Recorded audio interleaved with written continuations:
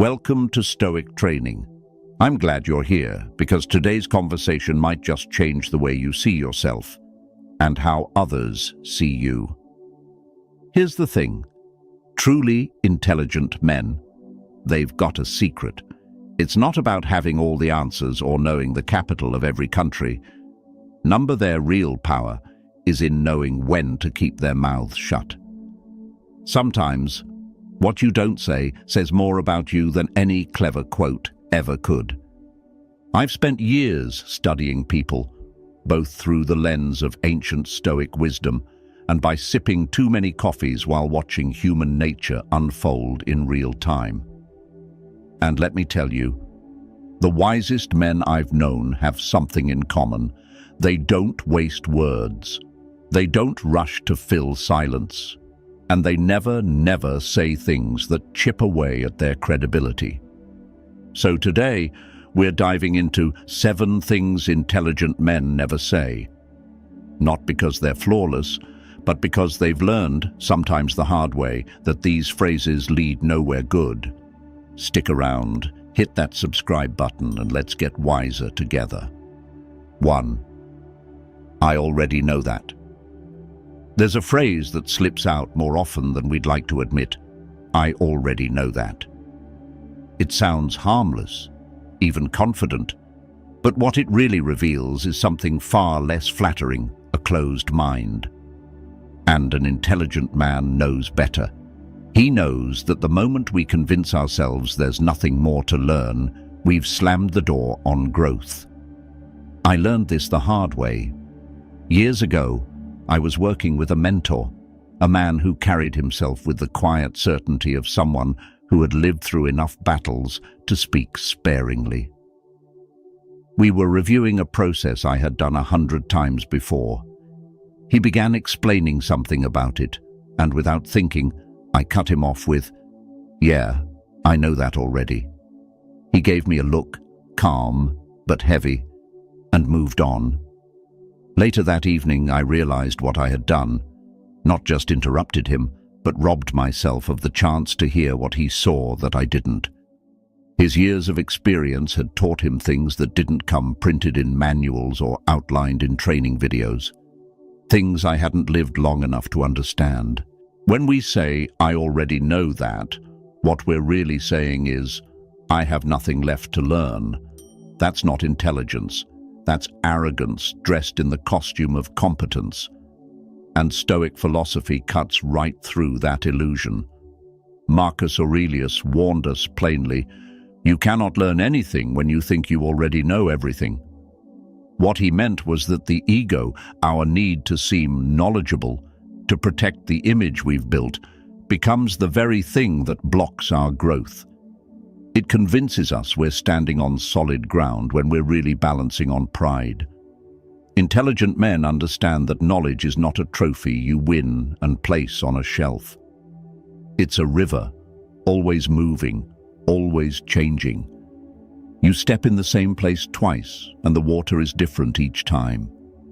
I once watched a seasoned carpenter listen patiently to an apprentice explaining a technique he had likely mastered decades before. He nodded, asked questions, even thanked him for sharing. Later, I asked him why he didn't just tell the kid he knew all that already.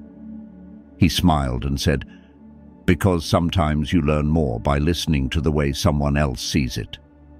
That's wisdom, and it's a kind of intelligence that doesn't need to broadcast itself. So if you catch yourself thinking, "I've heard this before," take a breath, listen anyway. Not because you need to humor someone, but because you might catch something new. A detail, a shift in perspective, a nuance that deepens your understanding. And even if you don't, you practice humility, you show respect, and over time, that makes you someone worth listening to. In Stoicism, we call that mastery of the self, the ability to set aside pride in favor of clarity, the strength to be a student of life, always. And in the end, that's the kind of intelligence that outlasts all the rest. 2. That's impossible. Several years ago, I worked alongside a man named Robert.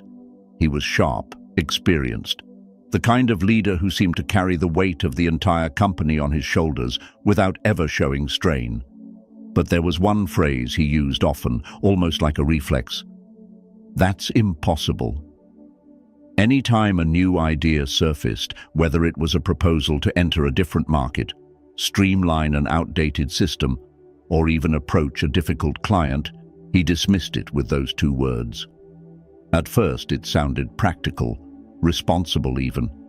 After all, who has time to waste chasing pipe dreams? But over time something became painfully clear. Every time he said, "That's impossible," it wasn't the situation he was describing. It was himself, his own limits, his own fear. The Stoics understood this kind of thinking well. Seneca wrote that we suffer more often in imagination than in reality, and that's exactly what Robert was doing. He wasn't analyzing a situation objectively, he was projecting his own fear of failure onto it. Fear of the unknown, fear of being wrong, fear of trying and coming up short. It's a quiet fear, the kind that doesn't look like fear at all. It wears the mask of logic, caution, practicality. But underneath it is the very thing that keeps us small.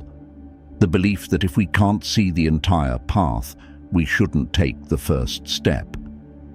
Stoic philosophy cuts through this self-imposed paralysis by reminding us that the obstacle isn't the problem, it's our perception of the obstacle that defeats us.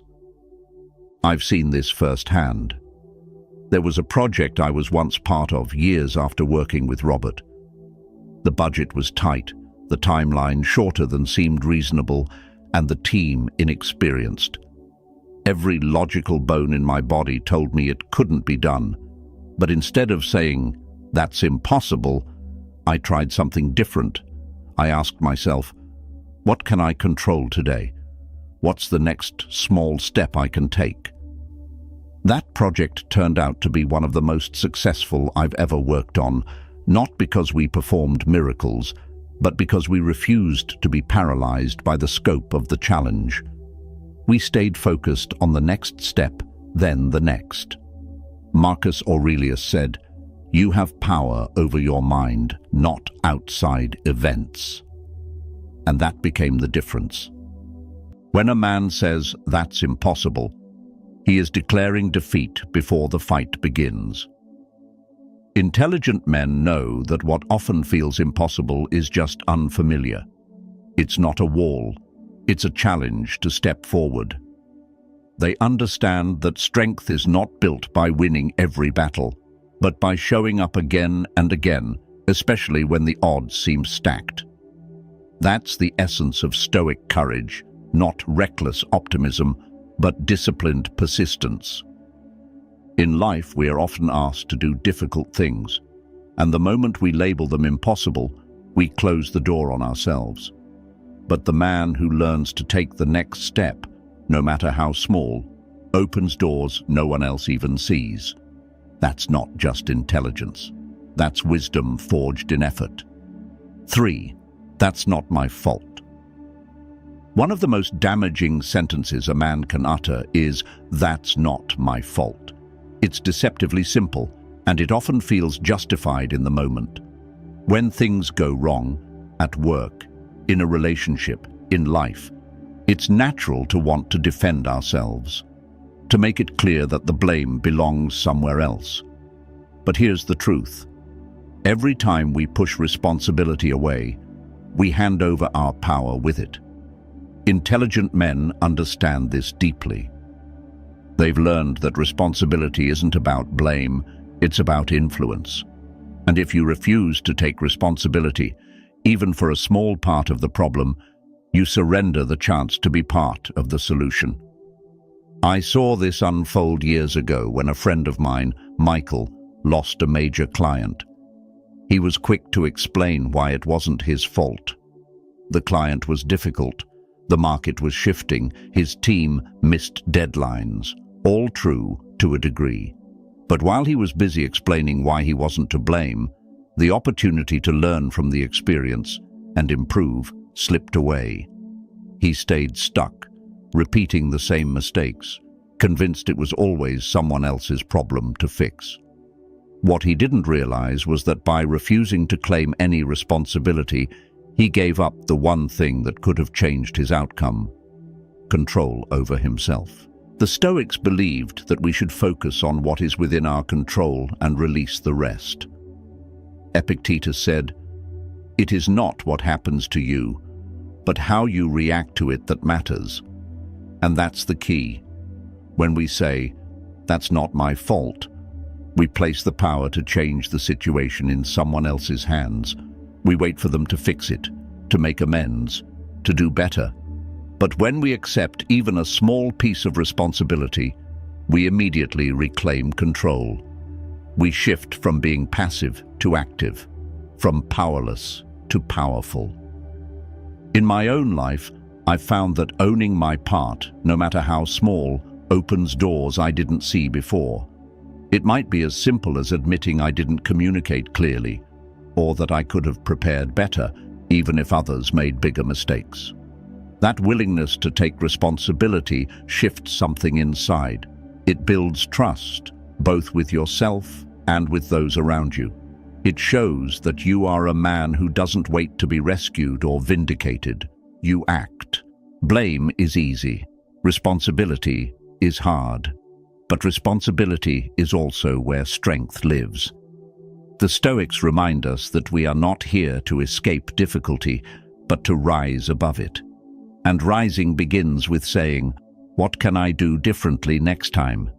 That is how intelligent men lead, not by finding fault, but by finding a way forward. If you've found these insights valuable, let me know by commenting "Yes" below. Your thoughts matter, and I'd love to hear from you. 4. I don't need any help. One of the most dangerous lies a man can tell himself is this: I don't need any help. It sounds noble on the surface, independent, strong.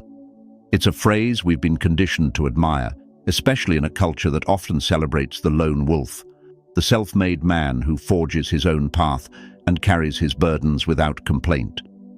But the truth underneath is far less heroic. The refusal to ask for help is often not a reflection of strength, but of pride, quiet, corrosive, and blinding. It isolates us. It makes us believe that struggling in silence is a virtue, and over time, it erodes the very resilience we think we're protecting. I was reminded of this when I read about Abraham Lincoln during the darkest days of the Civil War. History paints him as a solitary figure, stoic, burdened, carrying the weight of a fractured nation on his shoulders. But what's often overlooked is how deeply Lincoln leaned on others. He surrounded himself with advisors who challenged him. He sought out opinions that contradicted his own, not because he lacked confidence, but because he understood that wisdom isn't born from isolation. It's shaped through the courage to admit you don't have all the answers. During the brutal conflict at Antietam, Lincoln famously visited General McClellan, despite their disagreements, seeking strategic insight. He spent countless hours with his cabinet, often referred to as the team of rivals, because he valued their perspectives even when they clashed with his. This was not weakness. It was strength, measured by humility. And that's the lesson intelligent men learn sooner or later. Self-reliance is important, but it was never meant to be absolute. The Stoics were clear about this. Marcus Aurelius, perhaps the most powerful man of his time, wrote openly about the debt he owed to his mentors, his teachers, his friends. He catalogued in Meditations the lessons he'd learned from each of them, acknowledging how their wisdom shaped his own. The most powerful emperor in the world did not pretend to have all the answers. Why should we? Yet, many of us do. We tell ourselves that asking for help is admitting defeat, that if we reach out, it's because we've failed to be strong enough. But that belief is a trap. It keeps us locked inside our own heads, slowly drowning in problems we were never meant to face alone. And worst of all, it robs the people around us of the chance to offer what they have. When we refuse to ask for help, we deny others the opportunity to give. We cut off the mutual support that binds people together. I've fallen into that trap myself. There was a time when I thought I had to carry it all: work, family, the endless pressures that come with trying to live up to an image of strength. I thought that keeping it together meant keeping it to myself, and all it did was wear me down. The turning point came when I finally admitted to someone I trusted that I couldn't do it alone. What I found wasn't judgment, but understanding, support, and that small moment of humility gave me the energy and clarity I had been missing for years. I realized that true strength isn't in how long you can stand alone. It's in knowing when to reach out a hand and when to take one. The Stoics teach us that we are part of a larger whole. We are made for cooperation, for mutual aid. Epictetus reminds us that no man is an island, and when we pretend otherwise, we fight the natural order of life itself. Strength is not diminished by asking for help. It's defined by it. Because asking for help requires courage. It requires honesty. And those are the hallmarks of an intelligent, wise man who knows that carrying burdens alone isn't noble, it's unnecessary. So the next time you feel that pull to say, "I've got this, I don't need anyone," pause for a moment. Ask yourself if that's strength speaking or pride in disguise. And remember Lincoln, who led with wisdom and humility, knowing full well that even the strongest men need others to stand tall. 5. I'm too old for that. One of the most damaging lies a man can tell himself is, "I'm too old for that." It slips out quietly, sometimes disguised as practicality or even self-deprecating humor. But underneath it is something far heavier, a resignation, a belief that the best chapters are already written and there's little left worth pursuing. It's the kind of thinking that closes doors long before they need to be closed. Intelligent men understand that this phrase isn't just limiting, it's toxic. It becomes a slow erosion of purpose, a quiet surrender of the life that's still there to be lived. I once read about a man named Harry Bernstein. At 93 years old, after spending his life working as a magazine editor and raising a family, he decided to write his first book. He called it The Invisible Wall, a memoir about his childhood in a poor English mill town, divided by religion and prejudice. It was rejected by several publishers before it was finally released. He was 96 when it hit the shelves. That book went on to international acclaim, translated into multiple languages, touching the lives of people around the world. He wrote 3 more books after that. Harry didn't buy into the lie that he was too old. He didn't tell himself it was too late. He had something to say, something to create, and he did. What struck me most about Harry's story was not the success, but the courage. The courage to believe that life still had more for him, that even in his 90s he wasn't finished growing, learning, or contributing. And that courage isn't exclusive to men like Harry. It's a choice we all face, sometimes daily. Do we listen to the voice that says we've missed our chance? Or do we embrace the possibility that as long as we have breath, we have purpose? The Stoics taught that age means nothing to the soul. Marcus Aurelius reflected on this truth, reminding himself that death is inevitable, yes, but until it comes, our duty is to live as fully and virtuously as we can. He believed that wisdom often comes with age, not because of the passing years, but because those who remain curious and courageous deepen their understanding over time. Growth doesn't stop with age, it ripens. I've seen men in their 60s learn new trades, start businesses, mentor young leaders. I've known others who let the weight of regret and time convince them to retreat from life. The difference is not circumstance, but mindset. A man who says, "I'm too old for that," has already closed the door. But a man who asks, "What can I do now?" opens it wide again. Age doesn't disqualify us from living boldly. It gives us more to offer. Experience, clarity, resilience. These aren't the signs of someone who's finished. They're the tools of someone just getting started. And that is the Stoic path.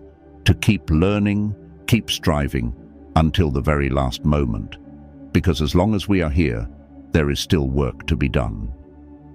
If what you just heard resonated with you, give this video a like too, and don't forget to subscribe, because every time I discover a new perspective on life, I want you to be the first to hear it. 6. I'll do it later. There are few phrases more seductive and more destructive than "I'll do it later." It sounds harmless, rational even, a promise to ourselves that we'll get to it, eventually.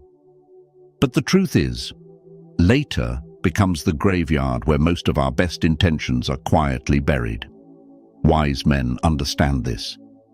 And many have learned the hard way that delaying what matters doesn't buy you time, it robs you of it. Every time we tell ourselves we'll call tomorrow, we'll apologize next week, we'll start that project when things settle down, we are gambling with something we have no control over: time. I once knew a man named Thomas. He was successful by any measure, a thriving business, a beautiful family, respect in his community. But he was always busy, too busy. He often told himself that he'd spend more time with his aging father later, when things at the office weren't so hectic. He postponed the fishing trip they had planned, delayed calling to catch up, pushed back visiting just to sit and talk. And then, one day, later, ran out. His father passed away suddenly, and Thomas was left with a phone full of drafts he never sent, and a heart full of things he never said. He shared this with me once, years later, not for sympathy but as a warning. We think we have time, until we don't. The Stoics were painfully clear about this reality. Marcus Aurelius reminded himself daily of his own mortality, not to be morbid, but to sharpen his sense of urgency. He wrote, "You could leave life right now. Let that determine what you do and say and think."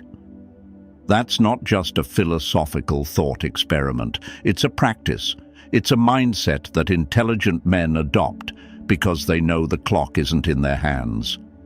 Time doesn't wait for us to be ready. It doesn't care about our plans or intentions. What we delay today, we may never get the chance to do tomorrow. That's why wise men act now. They make the phone call they've been putting off. They take the first uncomfortable step toward healing a broken relationship. They start the project that's been sitting in the corner of their mind, gathering dust and doubt. Not because it's easy, but because they understand that waiting for the perfect moment is a dangerous game that almost never pays off. I've experienced this in my own life. There were conversations I postponed because I didn't want to deal with discomfort. Letters I didn't write because I thought there'd be time. But when I finally stopped waiting and acted, something powerful happened. The weight lifted. Clarity replaced regret. And I realized that action, not intention, is what builds a life worth remembering. The Stoics teach us to live now, fully and with urgency. Later is an illusion that comforts us until it's too late. The man who acts today, who refuses to leave the important things undone, lives without regret. And that is true wisdom. Because opportunity doesn't knock twice. It fades quietly while we're busy waiting for a better time. 7. That's just how I am. One of the most limiting beliefs a man can hold on to is summed up in the phrase, "That's just how I am." It sounds definitive, like a full stop at the end of a sentence. But what it really signals is a quiet surrender, a decision to stop growing. Intelligent men avoid this mindset because they understand a truth that many ignore. We are not fixed beings, trapped by old habits or past identities. Who we are is shaped by what we choose to do over and over again. The moment a man declares himself incapable of change, he isn't defining his nature, he's refusing responsibility for it. I've seen this play out too many times. A man loses his temper often, and when called out, he shrugs and says, "That's just how I am." Another man avoids meaningful connection because he's uncomfortable with vulnerability and tells himself, "That's just who I've always been." These aren't statements of fact, they're excuses. Excuses that allow fear and inertia to masquerade as self-awareness. But deep down, what they reveal is resistance. The resistance to discomfort, to the difficult process of change, and to the reality that no man is finished becoming who he's meant to be. The Stoics confronted this head-on. They taught that we are not prisoners of our temperament, our past, or our impulses. Epictetus said that it is not things themselves that disturb us, but our judgments about them. Likewise, it's not our nature that limits us. It's the stories we tell ourselves about who we are. Change is uncomfortable. It requires self-examination and a willingness to let go of the familiar, even when that familiarity has become a source of pain. But the Stoics also believed that self-mastery was the highest calling, not because it was easy, but because it was necessary for a life of meaning. Growth demands honesty. It demands that we ask harder questions. Am I acting this way because it's truly who I am, or because it's easier than doing the work to change? Intelligent men choose the harder path. They recognize that wisdom isn't a trophy you earn and then display, it's a practice, a commitment to becoming a better version of yourself every day. Not because you hate who you are now, but because you respect yourself enough not to stay the same. In the end, "That's just how I am" is a way of closing the door on possibility. But the Stoics remind us that life itself is change. Nature is change. To resist it is to deny the very essence of being alive. The man who understands this doesn't fear change, he welcomes it. He sees himself as a work in progress, unfinished but willing. And in that willingness lies true wisdom. If you've ever caught yourself saying one of these 7 things, trust me, you're in good company. I've been there too, more times than I'd like to admit. But here's the good news. Intelligent men aren't the ones who never make mistakes. They're the ones who recognize them and choose to do better. And that's exactly what we're doing here, becoming better, one thoughtful choice at a time. So, which one hit home for you today? Maybe it's time to leave. That's just how I am in the past, or finally retire. I'll do it later, before later becomes never. Whatever it is, this is your invitation to take the next step. Because wisdom isn't about being perfect, it's about staying curious, staying humble, and always moving forward. If today's conversation sparked something in you, pass it on. Share this video with a friend who's walking this same path. And if you haven't yet, hit that subscribe button. See you to the next video.